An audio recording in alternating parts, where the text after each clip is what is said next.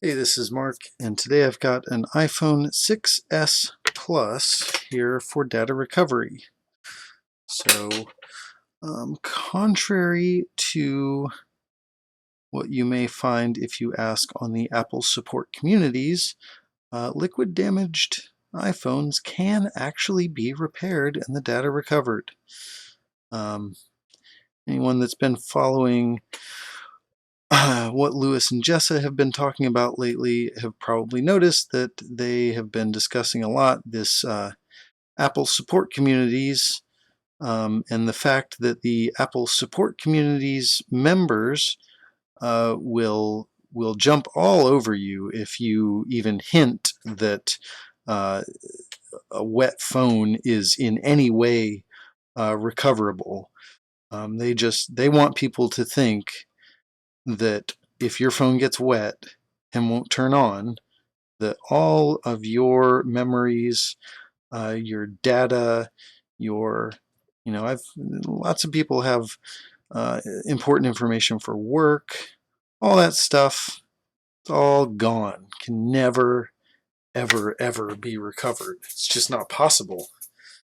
And they'll point to things like Secure Enclave, which seems to be a phrase or word that these people really like but do not understand, even in the slightest. Um, and I myself have been banned from the Apple support communities. I've had the same Apple ID for, oh, I don't know, 7, 8 years now. Um, and that Apple ID is banned from the support communities because a few years ago during Hurricane Irma that came through Florida, um, there were some posts on the support communities saying, "Hey, there's these water damaged phones. Uh, is there any way to get the data back?" Um, and I went in there and said, "Yes, absolutely." Did not advertise my services, even though I am located in Jacksonville, Florida. Didn't tell people, hey, you can get a hold of me, and I can do that for you. I just told them that yes, it is possible, and apparently that was enough to get my account banned. And I've reached out multiple times to the support for the Apple communities, just to ask, hey, can you tell me why I was banned? No response, of course. So they won't tell me why I was banned. I know that I didn't violate any of the terms of service, but account is banned. Can't go there anymore.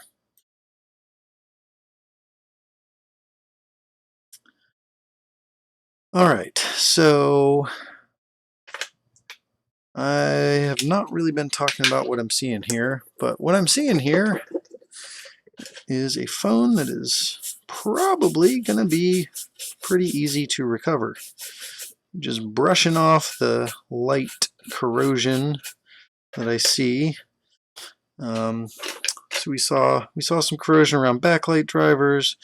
We saw some corrosion up here, kind of around chestnut and around this NFC area. I expect I probably won't have backlight, but there is a chance that just as the phone is right now, just with cleaning up that corrosion, it may boot. So I'm going to see what it does on DC power.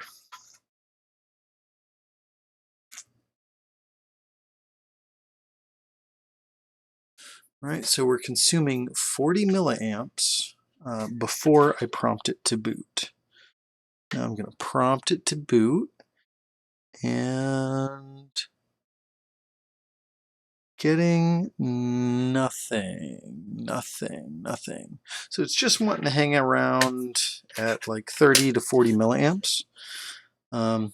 So I do know that there are some I2C, I2C communication lines underneath both of these backlight drivers. So those lines could be getting pulled down short to ground. So I'm just going to remove these backlight drivers because I know that they're not necessary for the phone to boot. And I know that it looked like there was corrosion under them. So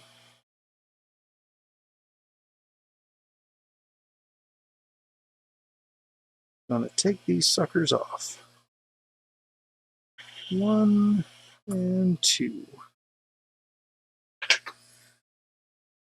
And we'll get in there with some flux and an iron, clean this up, doing things that the Apple support communities would say is absolutely impossible, cannot be done. It is, which is kind of nice. It's like, thanks guys, I appreciate it that you're basically telling me that my job every single day is to do the impossible, to make the impossible possible. Who would have guessed?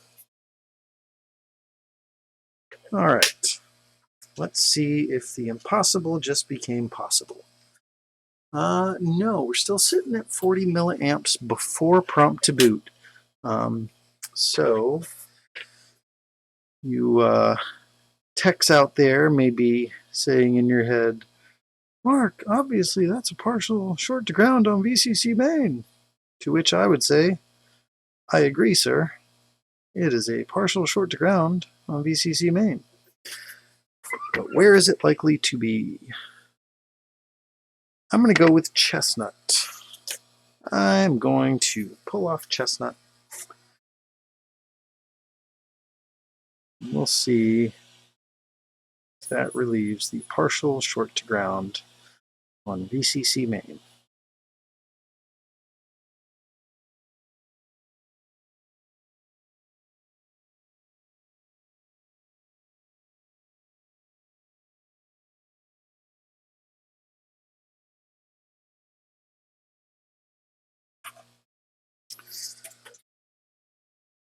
Okay, get back in here again with some flux and a soldering iron.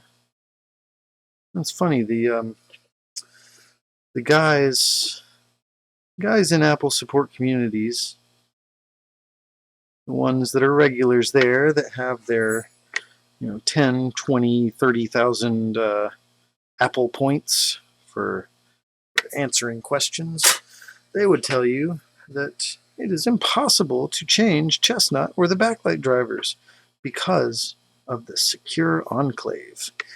It makes it so that you can't change any hardware in the phone and have it boot up. To which I would say, you're a fucking idiot. All right, we are still sitting at 40 milliamps before prompt to boot. And just for fun, let's see if I've changed anything when I actually prompt it to boot. No, still nothing. Now, one more thing I'm going to try. Try prompting through USB. See if there's any difference there.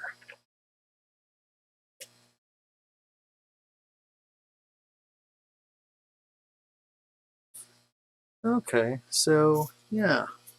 So my tweezer prompting method was not really working that well. And now we have what appears to be a booting iPhone 6s Plus. So I'm going to go ahead and put back on a new chestnut and 2 new backlight drivers.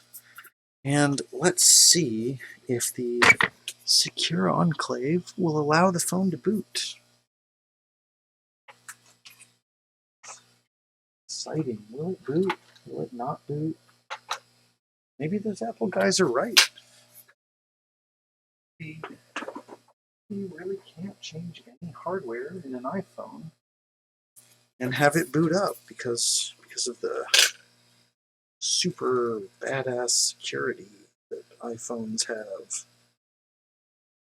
All right. Where are my 6S backlight drivers? There they are. And it would be a real shame if I couldn't replace these chips, because that would mean I wasted a lot of money on chips, and my whole career path has just been a huge waste of time.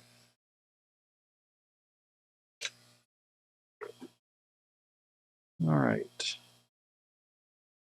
Now, I know I'm taking a risk here that these chips may not work, because you obviously can't replace any pieces of hardware in an iPhone, but I'm gonna up the ante on that risk. Instead of just placing one chip and seeing did that work, I'm gonna replace all three. So good luck getting your money back if these don't work. Just waste three at a time.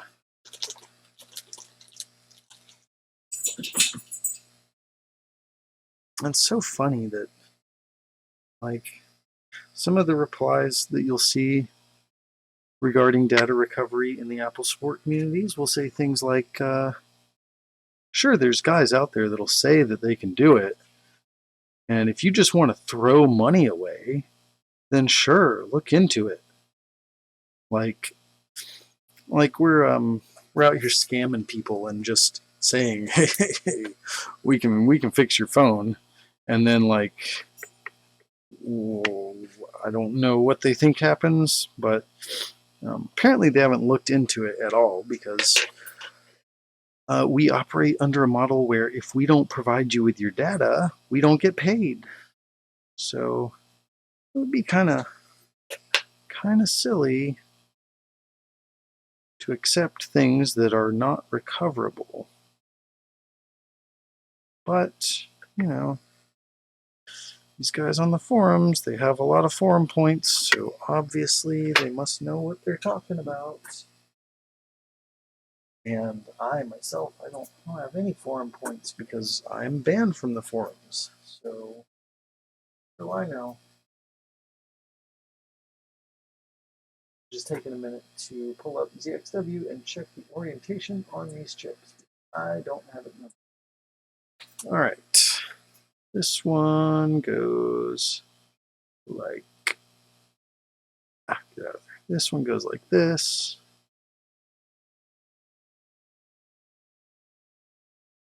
And this one goes like this. And then chestnut. How do you say it?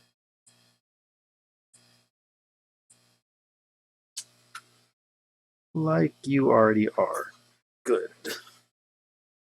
Okay, now let's get in here, solder these chips down, and then cry myself to sleep in disappointment because this phone is completely unrecoverable, because it is impossible to replace hardware components on an iPhone logic board because of that damn secure enclave.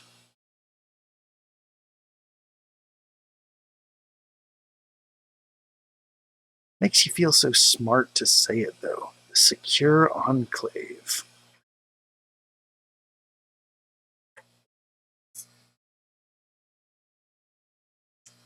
That's Apple's secret weapon against hackers. It's the secure enclave. Keeps your data locked in and all the bad guys out. All right, I've blown away my backlight drivers. But then I found them again, so we're okay.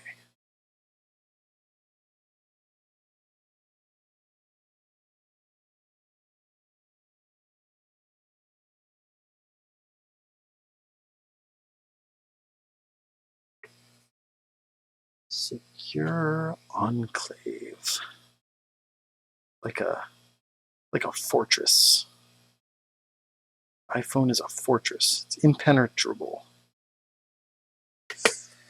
Impenetrable, unrepairable, unrecoverable. absolutely cannot be done.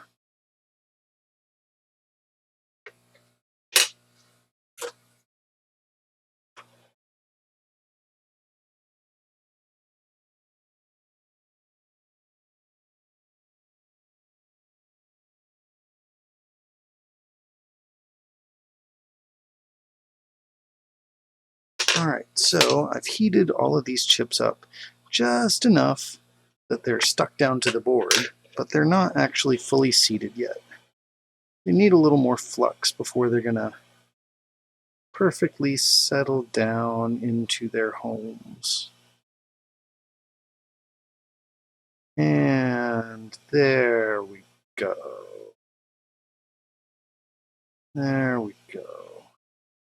That's where I want you guys. Back into the secureness of your enclave there, next to the audio IC. Chestnut, you need to be more secure. You are not secured. There you go. Now you're secure. Now you're safe. All right. Let's see if that was a huge waste of time and this phone will never boot up and work again. Let's see. Oh yeah, that's right. We like to prompt this phone to boot with USB, not with tweezers.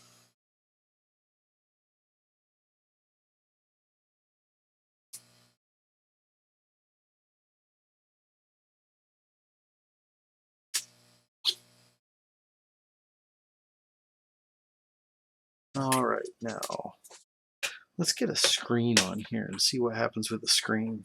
I do want to let that board cool down just a little bit more.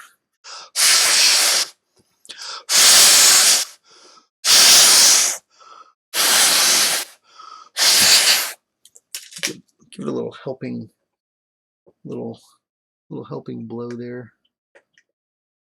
Blow in the phone. Make it cool down a little faster. All right, let's get that battery connected again. Let's prompt it to boot. Battery's disconnected again. My 6S Plus connector is a little wonky there. Okay, so it looks like somebody settled in a way that is no good. So I wonder who it's going to be. Somebody was a little off. So what I'm getting is a high current draw, which it's a high current draw after prompt to boot, which is going to be the outputs of either one of these backlight drivers or Chestnut. Let me also just double check again, make sure I got the orientation right for all of this stuff. Oh, there's your problem. That backlight driver. You guys probably already knew that. You were like, wait, Mark, didn't you say that the dot going over there? Well,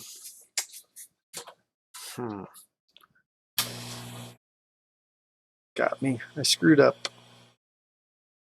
What a fool. So I'm going to just take this guy off, and we're going to have half backlight. All right. Connect this screen up again.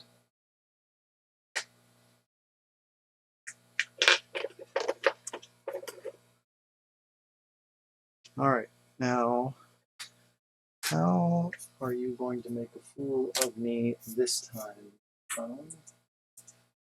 Are you going to work, or are you going to make a fool of me again?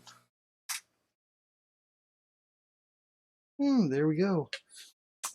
So we don't have backlight. We do have Apple Image. The reason we don't have backlight is because Backlight kind of works as a master and slave, where you can get rid of one backlight driver, the one that controls the right side of the screen.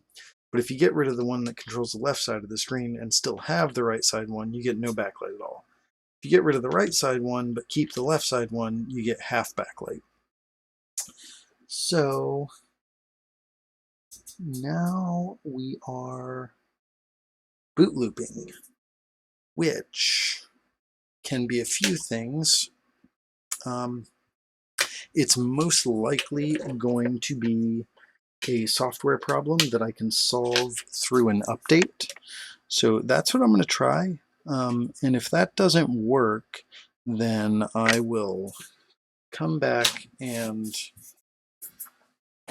start the recording back up and show you whatever I have to do to fully get this phone recoverable. But I'm not going to record me going through an iTunes update.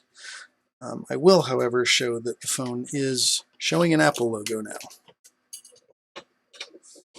So let's get that set up a little better.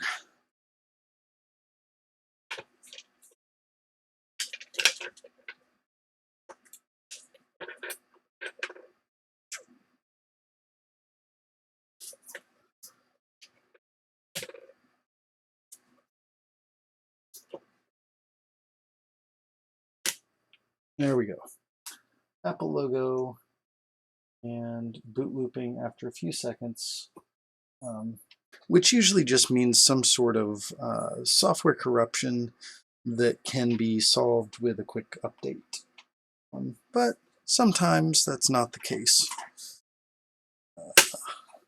So if I do have to do more board work, like I said, I will start up the recording again and just tack it on to the end of this. But if this is the end of the video for you, that means that this one is recovered. So thanks for watching. Okay, we're back with this iPhone 6s Plus that we have changed chestnut and changed one of the backlight drivers, and it is now boot looping. So we didn't investigate too much beyond just the first spot of corrosion that we saw. So I left off saying, this could be a software problem, and I wanted to do a little more testing before I continued any troubleshooting hardware faults. And what I found was that it's even boot looping when I put it into recovery mode. So there's definitely a hardware fault that needs to be addressed here. So I'm going to pick right back up where we left off. All right, whatever line that cap is on is not shorted. Same with that. So we're just going to look for any areas of corrosion that look bad enough that they could be causing some kind of a short. And we haven't explored down here yet, even though clearly some liquid got down there. So let's see what's behind sticker number 2. Oh, look at that. Oh my. Oh my. That's not good. That's not what you want. So out of all of this corroded area, what concerns me most is right here. This is baseband stuff here, so that is not really necessary. This is baseband PMIC, so we can get around this being necessary. This is speaker amp, that's not really necessary, but this is Tigris. He handles both the charging and the communication with the battery as to what the battery percentage is and what the temperature of the battery is. So he could very well be our problem, because if the battery, if the phone can't get accurate data from the battery, it says, well, just to be safe, let's turn ourselves off and restart. So Tigris can definitely cause boot looping. And these guys are not necessary, so I'll go ahead and clean up the corrosion, lift the chips, just to make sure there's no shorts underneath them. I'll just clean all this corrosion off first.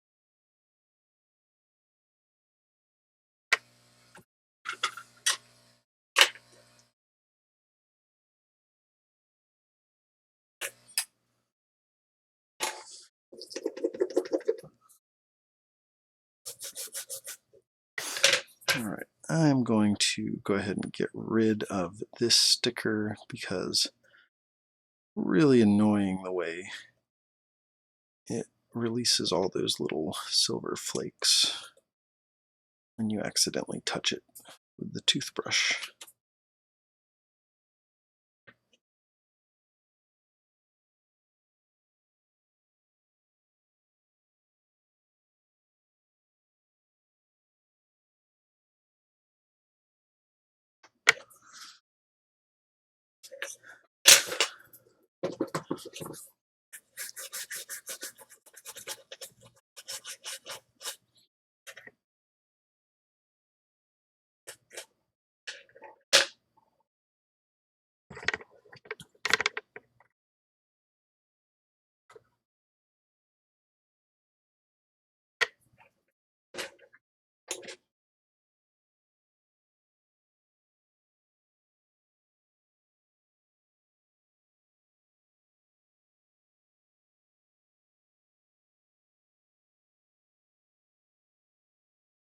All right, looks like the corrosion is mostly gone.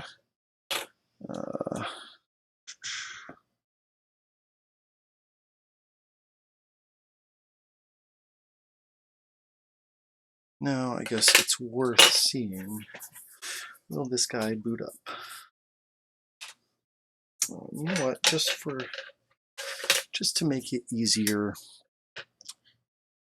to show you, so I don't have to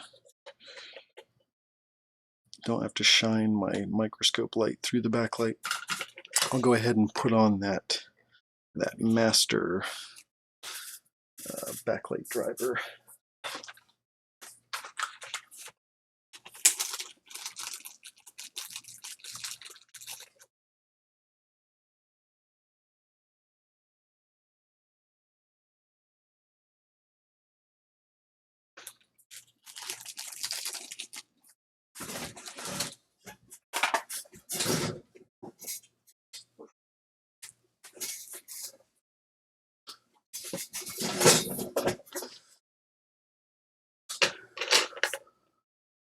Okay, now we're going to get the orientation right this time and put it on like this.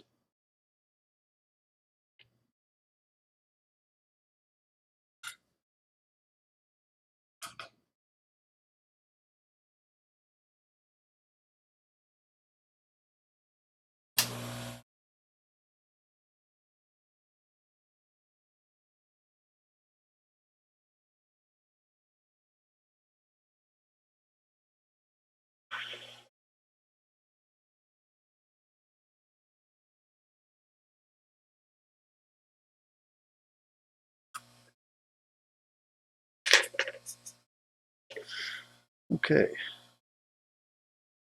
Now we ought to get backlight.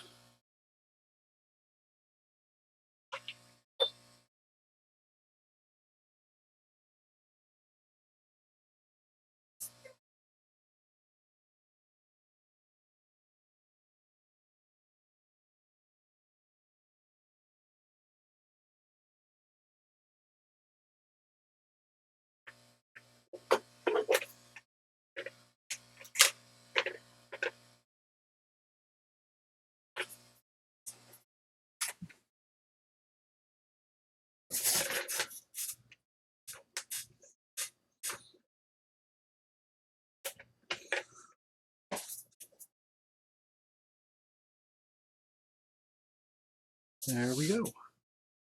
Now let's see if we can get this to boot.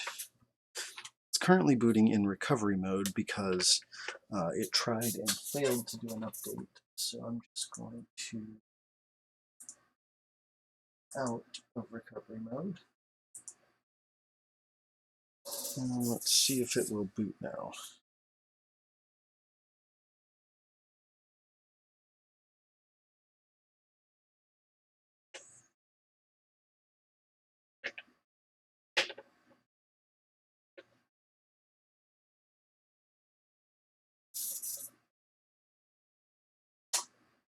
And no, it will not. It is still boot looping.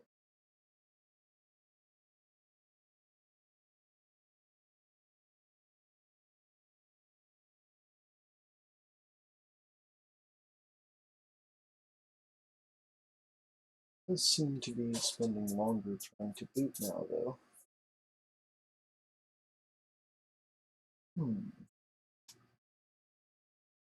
Maybe that was a fluke. Maybe it's going to boot this time.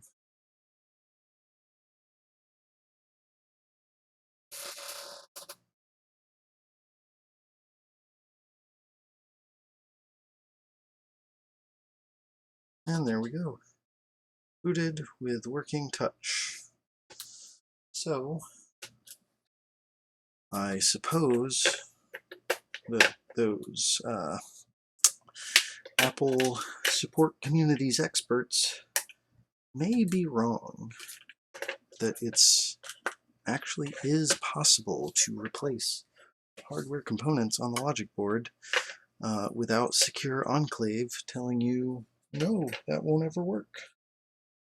Either that, or maybe I'm just some sort of master hacker and I've programmed these chips perfectly. You can choose what explanation you want. I don't care. So another one solved. Apple support communities completely full of shit. Thanks for watching.